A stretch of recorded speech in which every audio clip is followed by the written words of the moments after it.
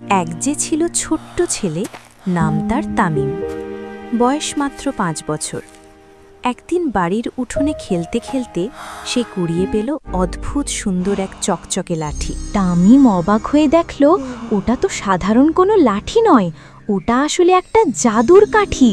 লাঠিটা থেকে যেন রামধনুর আলো বেরোচ্ছিল। হঠাৎ করে আকাশটা কালো হয়ে গেল, আর কোত্থেকে যেন উড়ে এলো এক ভয়ানক ডাইনি বুড়ি। তার লম্বা নাক আর বড় বড় নখ। ডাইনি বুড়ি কর্কশ গলায় বলল, এই ছেলে, ওই জাদুর কাঠিটা আমার, ওটা আমাকে দিয়ে দে, না হলে তোকে আমি ব্যাঙ বানিয়ে দেব। কিন্তু তামিম একটুও ভয় পেল না।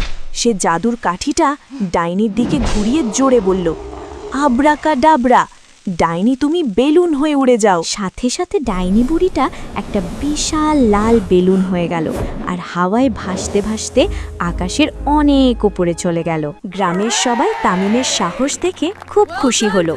তামিম তার জাদুর কাঠি নিয়ে বিজয়ীর মতো হাসতে লাগলো। বন্ধুরা, এমন গল্প ভিডিও দেখতে লাইক দিয়ে তামিমকে সাবস্ক্রাইব করো।